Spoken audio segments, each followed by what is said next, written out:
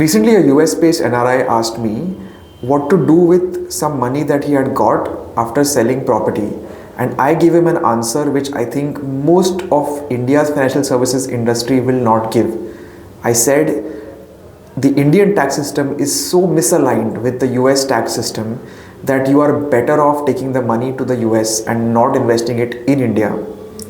Now, why did I say this? Because US has certain rules called PFIC, Passive Foreign Investment Corporation, which essentially tax the unrealized gains in Indian mutual funds every year. So, unlike Indian residents who are only taxed when they sell the fund, if you are a US taxpayer, you are taxed on these gains based on NAV movements every single year. This is a serious tax disadvantage.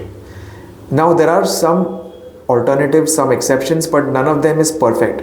One alternative is that you do a PMS in which you invest directly in stocks. The stocks are held in your name. But a PMS will buy and sell stocks, it will create churn, it will create taxation for you in India, which you will have to claim credit for in the United States. Not all PMSs issue what is called a K1 form, which tells the IRS exactly what your gains are. And the PMS will also, the stocks will also get dividends. Dividends get taxed in your hands in India.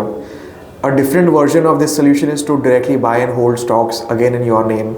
Again, the same issue. Every time you churn, every time you rebalance, there is tax in India. You have to claim it in the US.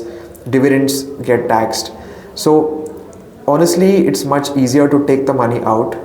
Apart from all of this, you have to also deal with a 3 to 4% rupee depreciation every year against the dollar. So why would you leave that money just lying there? The Indian market has to work much harder to justify itself in your portfolio compared to the US market.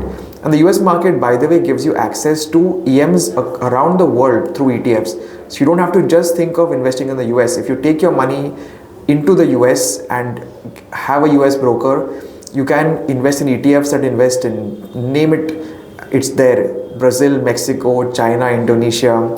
So you don't really need EM exposure by leaving money in India. Be sensible, take into account these tax rules and do the right thing for you.